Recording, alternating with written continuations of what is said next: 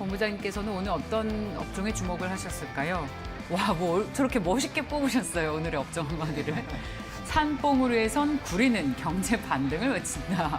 그러니까 구리 가격이 많이 올라서 경기도 좋아진다라는 얘기로 쉽게 해석해도 되겠습니까? 예, 뭐 그 말이죠. 뭐 네. 이제 닥터 쿠퍼라고 할 정도로 사실은 이제 제가 사실 원자재 얘기를 할 때 구리 얘기를 좀 하고 싶었는데 이 두 예. 번째가 요 얘기라서 겹치니까 얘기를 안 했거든요. 네네. 근데 이게 경제 아까 이제 활성화 관련된 부분 이제 HMM 얘기할 때 사실 좀 곁들였으면 조금 더 괜찮았을 텐데 일단은 제가 이제 원자재 관련된 얘기를 좀 자주 말씀을 드렸습니다. 사실 이런 구리뿐만 아니라 지금 뭐 이 식재료 관련된 부분의 원자재도 지금 굉장히 좀 가격이 많이 올라가고 있어요. 뭐 금도 마찬가지고 음도 마찬가지고 뭐 거의 뭐 모든 원자재 가격이 좀 높아지고 있는 이런 상황들이 유지가 되고 있는데 일단 구리나 뭐 유가 이런 원자재 가격이 높아지는 걸 좀 우리가 집중적으로 봐야 되는 게 그 두 개지가 모두 다 모든 경제에 좀 필요한 그런 거라는 거죠. 우리가 뭐 이런 쉽게 볼 수 있는 뭐 구두라든지 모든 옷이라든지 이런 것들 다 석유나 이런 것들이 들어가거든요. 그렇기 때문에 그런 가격대가 높아진다는 물론 이제 공급적인 부분에서도 좀 문제가 있었겠지만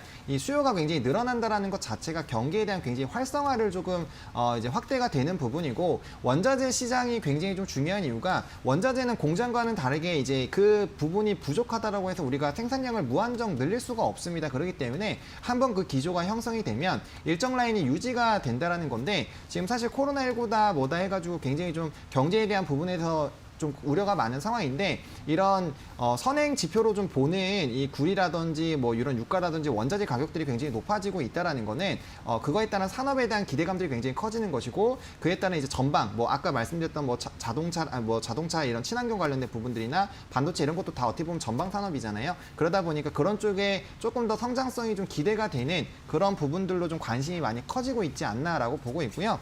뭐 대표적으로 뭐 이제 풍산이랑 고려 아연이 좀 크죠.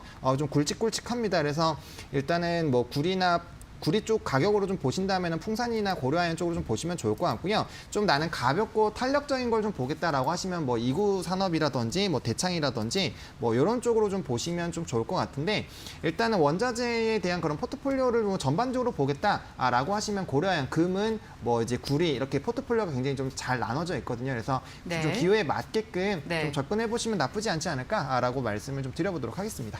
구리 가격의 급등만큼 관련 주식들도 굉장히 많이 올랐잖아요. 네. 이런 기대감들이 이미 많이 반영이 됐고 또 나오고 있는 이슈들을 보면 중국 수요 때문에 많이 올랐던 측면이 있는데 중국에서 이 원자재 관련 수입 강도가 점차 약해지고 있고 네네네. 또 달러 약세에 대한 기대감 때문에 원자재 가격이 오르는 건데 그렇죠, 그렇죠. 미국이 유동성 공급 이제 조절하면서 달러 약세에 대한 기대감도 예전만큼 좀 약해지면 지금 이제는 좀 지금 투자하기에는 좀 늦은 시점이 아닌가. 이미 기대감들이 다 반영이 돼서요.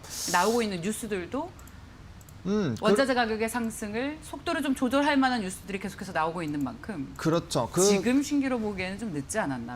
사실 이제 뭐 이구 산업 같은 종목 같은 경우 오늘까지 상한가가 왔습니다. 네. 그래서 이렇게 급등이 너무 강하게 나온 종목 같은 경우 사실 좀 늦었고요. 근데 이제 풍산이나 고려아연 같은 경우는 충분히 좀 접근이 가능한 게 사실 뭐 이게 좀 급등이 나왔던 종목군들에 비하면 아직 시작도 안 했고요. 그다음에 그 외에도 이제 뭐 풍산 같은 경우 이제 방산 쪽, 그다음에 네. 고려아연 같은 경우 아까 말씀드린 그 은도 지금 최근에 굉장히 친환경 쪽으로 많이 활용도가 높아지고 있기 때문에 그런 부분들 뭐 이제 금도 마찬가지고 또 여러 가지 포트폴리오 가지고 있기 때문에 그런 변화에 따라서 좀 능동적으로 좀 대처가 가능한 부분들이 있어요. 그렇기 때문에 이제 그쪽은 좀 괜찮을 것 같고요. 네. 그다음에 이렇게 너무 급등한 부분은 사실 조금은 기보유자 영역으로 좀 넘어간 상황이지 않나라고 좀 말씀을 좀 드릴 수 있겠습니다.